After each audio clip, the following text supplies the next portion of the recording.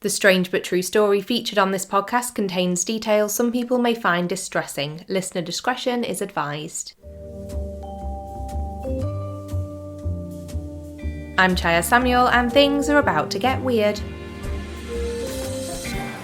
Hello, and a very warm welcome back to episode 13 of Things Are About to Get Weird.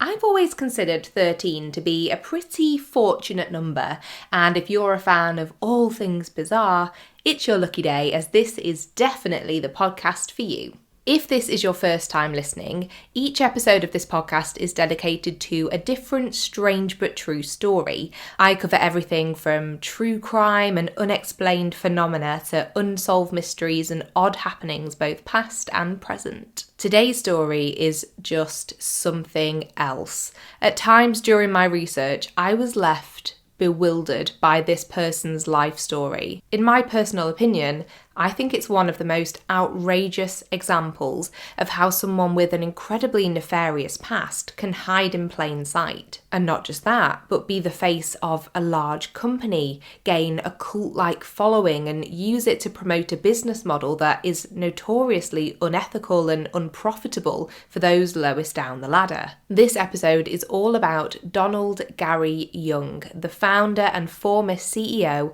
of the essential oils multi-level marketing company Young Living. I wanted to begin this story by going right back to basics and talking briefly about what multi-level marketing companies, or MLMs as they're commonly known, actually are. I feel that this context will be very important later in the story, as much as I personally am very interested in the debates and discussions around MLMs and their business practices. I know that not everyone will have the same base knowledge, so here it is in a nutshell. If you've ever received one of those messages on social media that usually begins something like, "Hey hun," with the person proceeding to try and sign you up to the business opportunity that they're involved with as a consultant or a coach, it's very likely that they were pitching you to join an MLM. Examples of MLM companies that you might have heard of include Avon, Sensi, Juice Plus, Herbalife, Arbonne. The list really does go on. Even brands like The Body Shop and Ann Summers have divisions of their companies in addition to the brick and mortar retail stores, which are in fact MLMs. The opportunity is often presented to you as starting your own business, with an emphasis on being your own boss, making your own hours, having the potential to earn huge sums of money, and if you rank highly enough in the company, flashy incentives like cars. But the realities of the vast majority of these companies is very different. Research has consistently shown that around 99.6% of people who sign up to be part of an MLM company actually end up losing money instead of making any. This can be for a number of reasons. Some MLMs require their consultants to purchase a minimum amount of product each month to remain active in the company, regardless of whether they can sell it or not. Some have outrageous startup bundle fees. Some encourage consultants to host parties at their own expense with absolutely no guarantees that anyone will buy anything. But the crux of the whole thing is that the business model requires consultants to get people to sign up under them as a downline and make passive income from the sales that those downlines make. And if you struggle to do this, it's very unlikely that you're going to be able to sell enough volume of product month after month to ever turn a profit. In addition, the person who signed you up, i.e. your upline, gets a cut of whatever profit you make. So what happens is that those at the top who have many people signed up under them, who in turn have people signed up under them, they make a lot of money. But for the vast majority who are lower down, it's simply not the case. The model ends up looking like, well, not a pyramid for legal reasons, but a triangle, let's say. So with all of that said, and please do bear it in mind for later on in the story, we're going to switch focus to the main player in the story. Donald Gary Young, who is sometimes referred to as D. Gary Young, but most often simply Gary Young, was born on the 11th of July 1949 in Idaho Falls, which is of course in the US state of Idaho. For the purposes of our story, I'm going to refer to him as Gary Young to keep things consistent with the majority of articles written about him and how he became known to the public. Gary grew up in a Mormon family who lived on a ranch, and he was the second oldest of 6 children born to his mother Dolly, who worked part-time in a drugstore, and his father Donald, who worked on the family ranch. The family struggled badly, and when speaking about his childhood in later years, Gary said they had no electricity or running water. He's quoted as saying, "As I looked at the poverty in which I lived, I knew in my heart that I never wanted to live like my parents and was determined to have something better." And it seems to me that this desire is what would motivate Gary to push for the life he wanted and be successful doing it, whatever the cost. He graduated from high school in 1967 and had a short stint working for the US Forest Service, which looks after over 150 different national forests across the United States.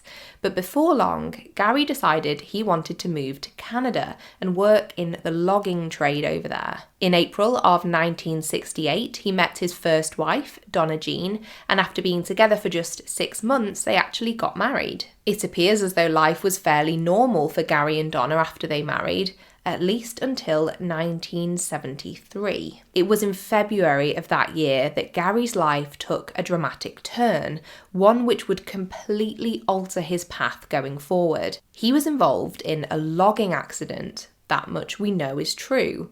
But right off the bat, things start to get a little strange. According to one of several deep dive articles that Business Insider published on Gary Young, accounts of the seriousness of this accident vary drastically depending on who you ask. In a book later written by Gary's third wife, Mary Young, she documents his injuries as follows, and do be warned, this is pretty graphic. 3 open skull fractures, a ruptured spinal cord, nearly a dozen ruptured spinal discs, 16 broken or crushed vertebrae, a broken pelvis, in total 19 broken bones, and a prediction from his doctor that he would never walk again. Mary says he spent 27 months in a wheelchair and decided he was going to drink nothing but water and lemon juice before feeling movement returning to his right toe and eventually learning to walk again. One article published by directsellingnews.com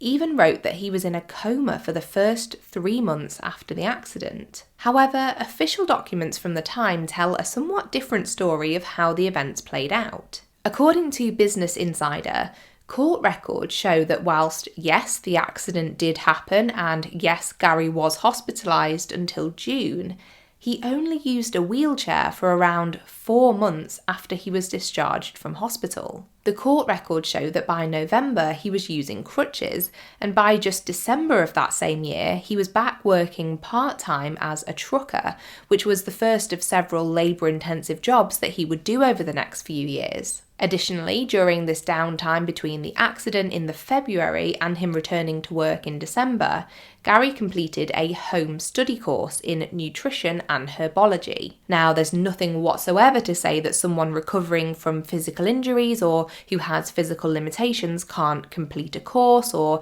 dedicate time to studying. There's no question around that. The controversy is much more around the time frame of his recovery and the severity of his injuries. And at this point, you may be wondering why it really matters.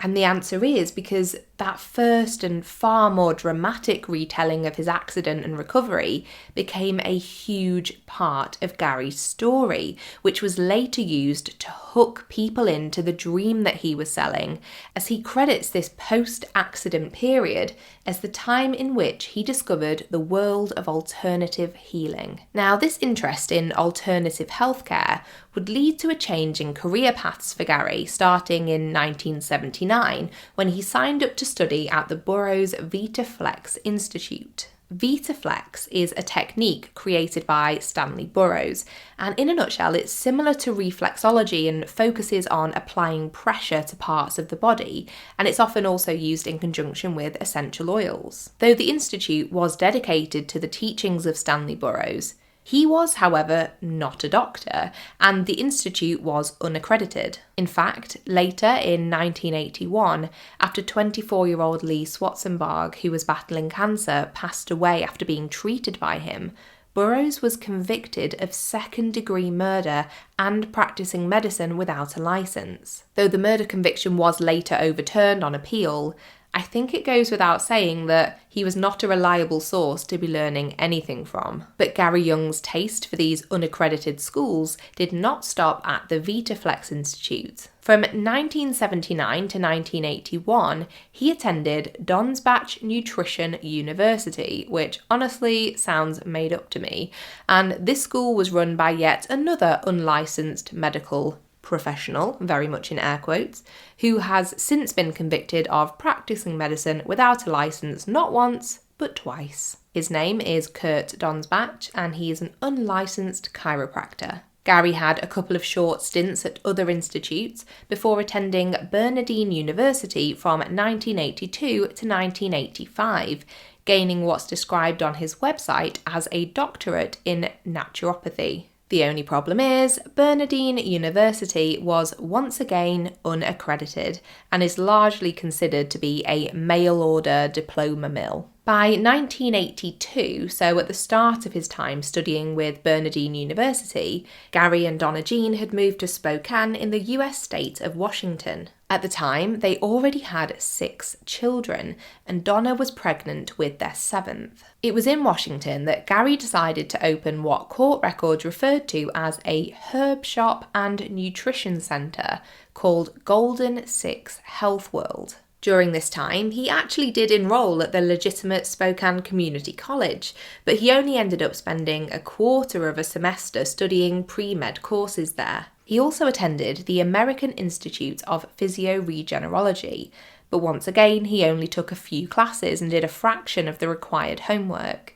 It's in September of 1982 that this story takes a tragic turn, and please do be warned that the next minute or so of this episode mentions the death of a child, so please do feel free to skip ahead if you prefer. So, at the time, it appears that one of Gary Young's beliefs was that if a child was delivered underwater, that they were somehow born already immunised against all kinds of diseases. I don't even know what to say about that, but it seems that he had previously delivered several babies using this underwater method by the time Donna was due to give birth to their daughter in 1982.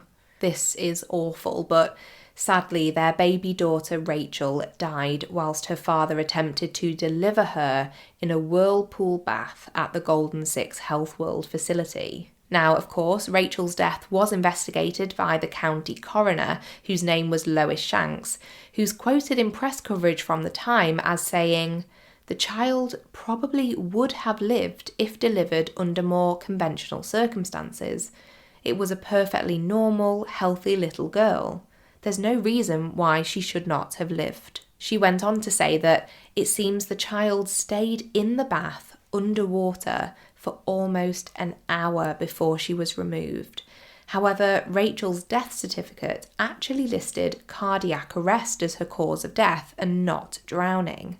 It's very, very strange and obviously incredibly heartbreaking. Because of this cause of death ruling as cardiac arrest, Gary was not charged in the death of his daughter. But the authorities were concerned, to say the least, and the following year an undercover investigation into Gary and his health centre was launched, and what they discovered was wild in the most disturbing way. In the presence of undercover officers, Gary Young not only offered to deliver a baby, but claimed that he was able to treat cancer. He said he was able to detect cancer by taking a blood sample which he would, quote, interpret, and he also said he could interpret the nutritional needs of a pregnant woman by looking at the results of her blood test too. Needless to say, this was more than enough evidence to charge him with practicing medicine without a license. Gary was arrested and he pleaded guilty to a misdemeanor charge. He received a 60-day suspended jail sentence, a year of probation, and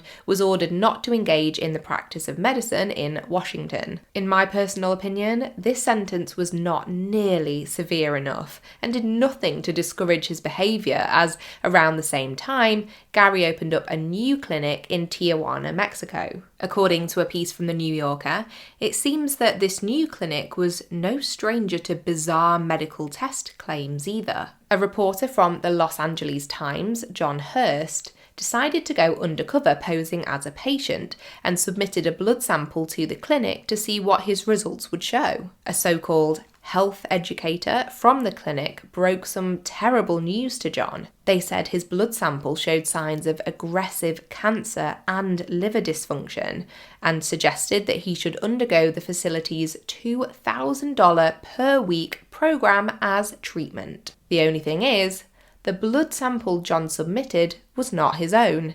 In fact, it wasn't even human. It was actually taken from a healthy 7-year-old tabby cat. When John Hurst revealed this to the health educator, the article notes that she claimed the cat probably had leukemia, which couldn't have been further from the truth.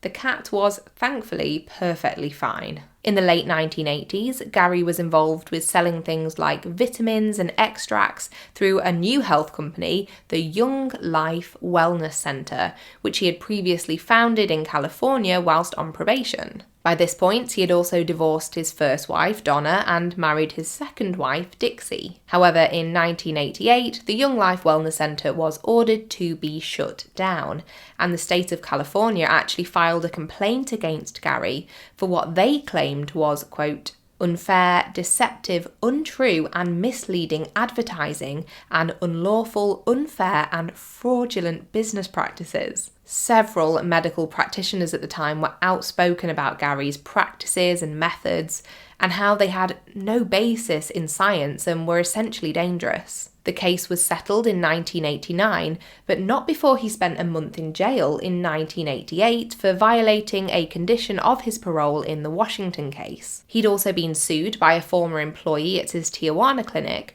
who claimed Gary and his second wife had taken a $100,000 investment the employee had provided for the clinic and kept it for personal use, as well as misappropriating corporate funds, amongst other accusations. Gary was ultimately ordered to pay the employee back the $100,000. So at this point, after leaving multiple legal issues in his wake and still possessing absolutely no valid medical qualifications, what do you think Gary Young did next? Perhaps retreat back to his roots in the logging trade or complete a full course at a legitimate school to help further his healthcare ambitions?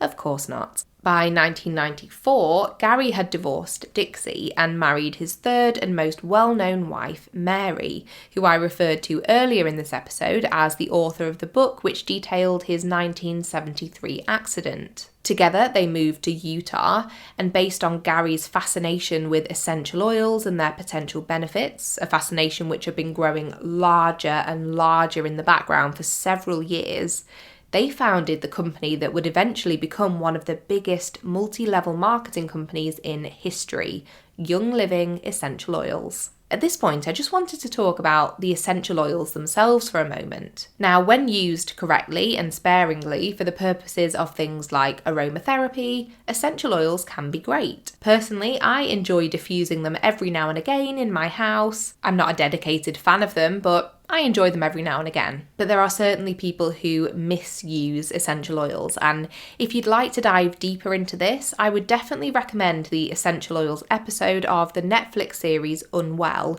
which also provides some interesting additional information on Gary Young and Young Living too. The Unwell series isn't perfect, but it's definitely interesting. Personally, I experienced somewhat of a run-in with an old neighbour of mine who sold essential oils through another MLM called doTERRA. This neighbour cornered my husband in our apartment building and tried to convince him that they had oils which could cure my anxiety. We weren't close friends with these people, and I'd never spoken to them about anything to do with anxiety. My husband might have mentioned in passing once that I was maybe a bit stressed out, but we really didn't have that kind of relationship with them. It was very odd, and it was only when I watched that Netflix episode that it clicked that they were probably trying to pitch us their MLM. And since I've dived deeper into the practices of the people who work in MLMs, I now realise that it was probably an example of my neighbour trying to exploit a vulnerability to get me involved in this world. Anyway, I digress.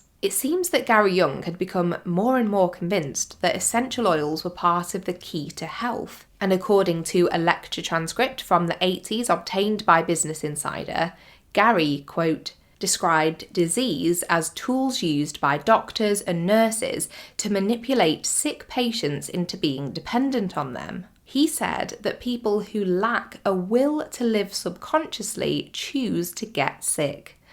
Yikes. In the year 2000, Gary and Mary opened yet another clinic, this time in Utah, and it was called the Young Life Research Clinic. The New Yorker described the clinic as a place that administered essential oils and other alternative therapies to patients with heart disease, depression, and cancer, among other conditions. And it didn't take too long for the centre to become shrouded in controversy. A paediatrician named Sherman Johnson was employed by the clinic, but it came to light that he had only recently had his medical licence reinstated, as around a decade earlier he had been convicted of manslaughter after a woman he was treating for cancer had died under his care after receiving improper treatment. In 2004, another clinic employee was charged by the Utah Attorney General for practicing medicine without a licence, saying she presented herself as a master herbalist and saying she performed diagnostic tests and prescribed products to patients. But it doesn't end there.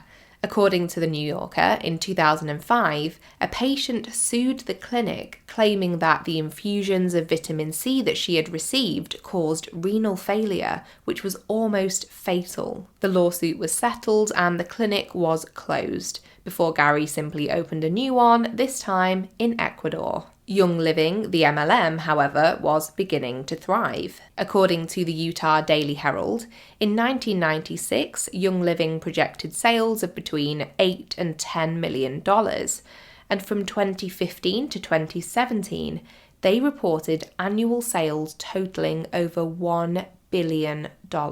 So from a financial perspective, things for the company and the people at the top of it were looking wonderful. But sadly, like in the vast majority of MLMs, the situation for most of the people at the bottom of the company was less than rosy. The New Yorker article from 2017 noted that the distributors, i.e. the individuals signed up to sell the products, were required to make a minimum monthly purchase of around $100. And get this. The piece noted that, as shown by the public income disclosure statement, on average, 94% of Young Living's 2 million members made less than $1 per month in 2016, whilst less than 0.1% of those members earned more than $1 million annually. And that, my friends, is the perfect illustration of why this triangular-shaped business model simply does not work for the vast majority of the people involved in it. Honestly, if this isn't the very definition of a strange but true story, I don't know what is, because even without considering the wildly shocking past conduct of the company's founder, this is a bizarre situation. But anyway, despite the company seemingly going from strength to strength financially, things were slightly different when it came to various complaints and legal troubles. In 2014, Young Living was one of 3 companies warned by the FDA that they must not market their products as treatments or cures for Ebola. Yes, you heard that correctly. A Young Living paid consultant or member created a graphic advertising several Young Living essential oils with the title, Viruses, including Ebola, are no match for Young Living essential oils. According to the Washington Post, the member went on to write, "The Higley Essential Oil Reference Guide mentions that the Ebola virus cannot live in the presence of cinnamon bark. This is in thieves, nor oregano." I would definitely add those two oils to whatever I was using. Then they doubled down on their problematic narrative, saying, "I pray we don't have to hear about this virus coming to the US. But if you travel outside of our country or know someone who goes to Africa or lives in Africa, maybe you could send them a care package of Young Living essential oils." Sometimes I just have no words. Now, Young Living provided a statement to the Washington Post, which stated that the company was cooperating fully with the FDA regarding its inquiry, and that Young Living members are, quote, provided specific instructions on how to promote our products to their customers.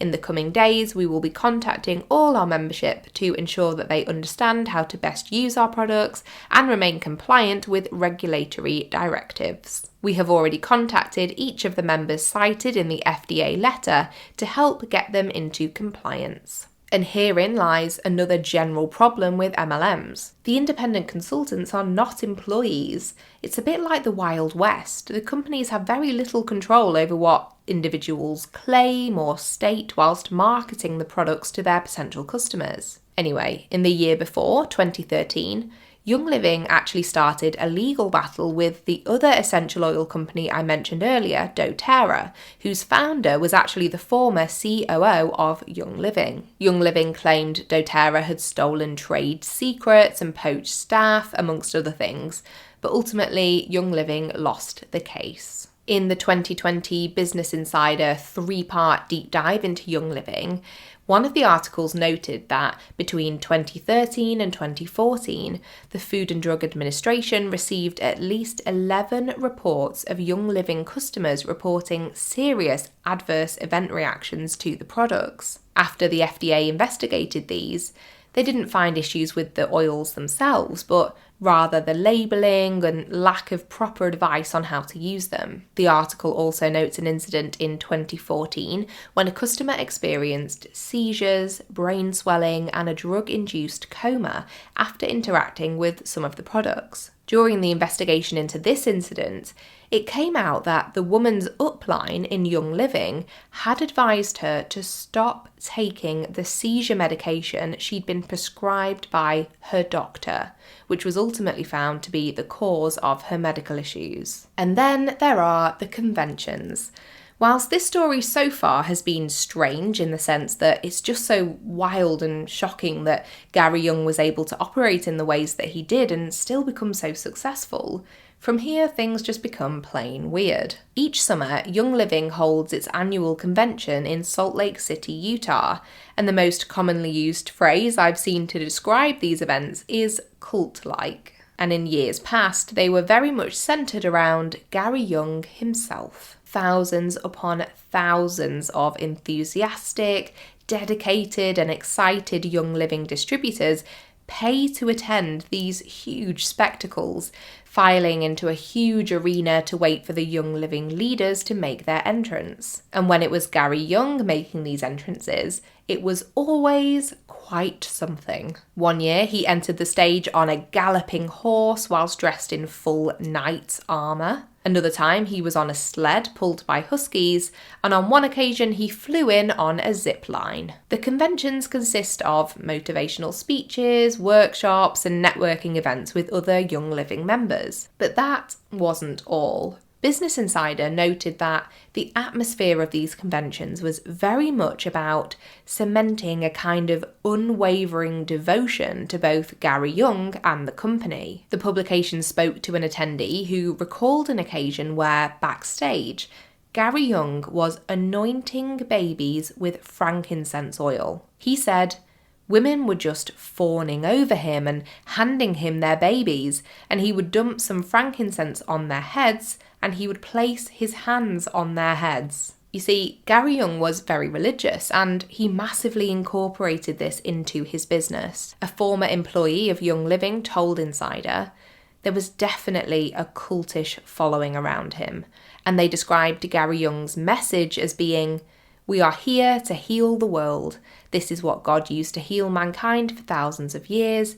This is what prophets used in the Bible, and we are here to bring back the wisdom of God's medicine on earth. Now, if all of this had happened at conventions hosted by a traditional company where everyone in attendance was an employee with a salary who hadn't spent hundreds of their own dollars to be there, it could be shrugged off as quirky and unconventional, if inappropriate. But what I think it's important to remember is that, statistically speaking, the vast majority of those attending were likely to be making almost no money whatsoever from being involved with this company. In fact, after paying the ticket price to attend and for flights and hotel costs, it's likely they'd be hugely out of pocket. So what is the purpose of these conventions? This is just my personal opinion, of course, but look at it this way.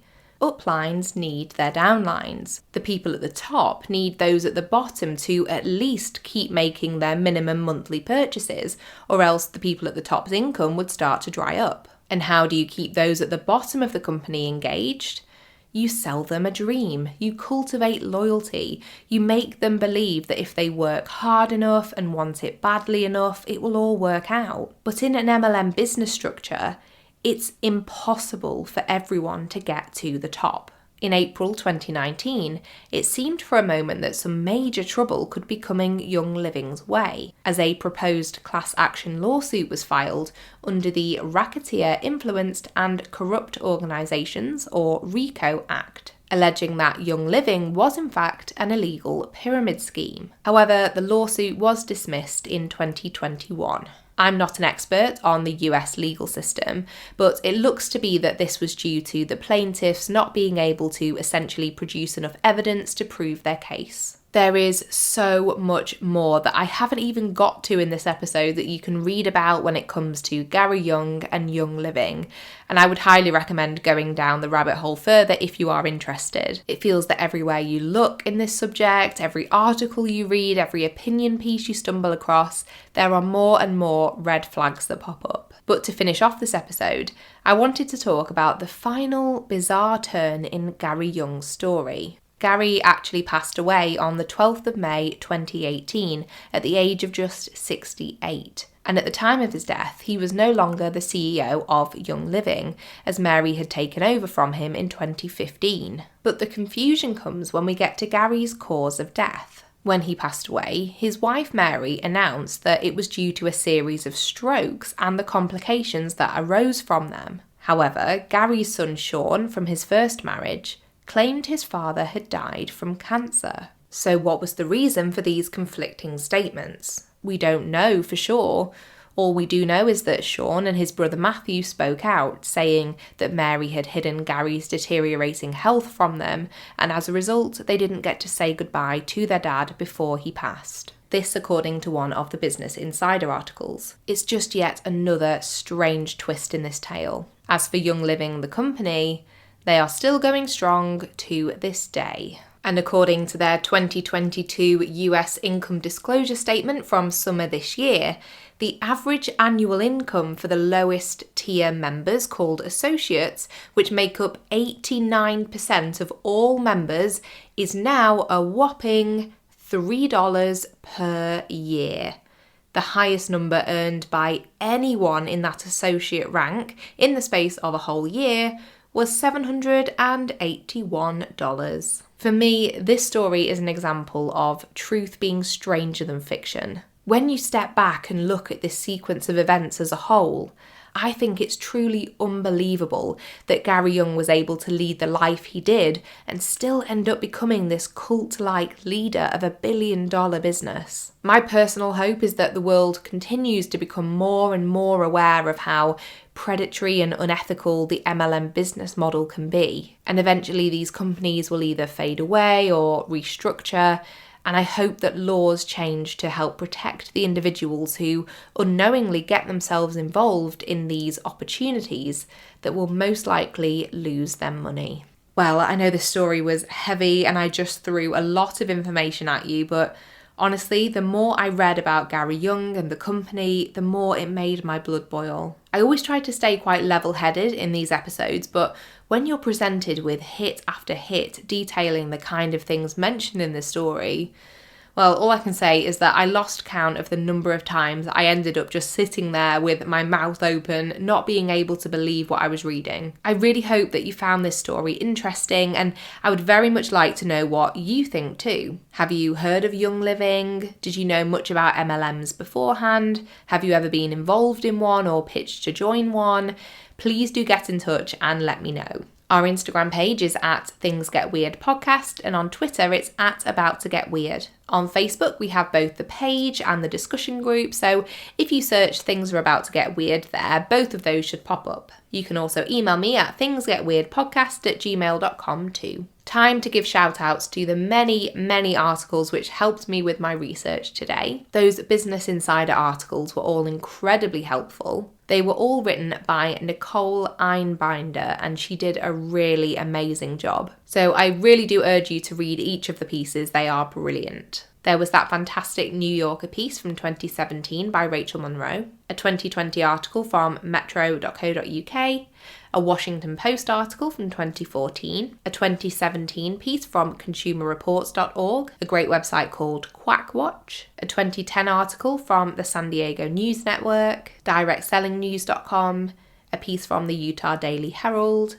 law.justia.com, which had helpful documents, and a 1983 newspaper clipping from the Spokesman Review. A huge thank you to you for listening today and for your lovely feedback and ratings on Spotify and Apple Podcasts too. If you're enjoying these episodes, I would be beyond grateful if you could click those stars wherever you listen. It really means the world and it really helps too. Until next time, take care of yourself and others and keep it weird, but the good kind of weird.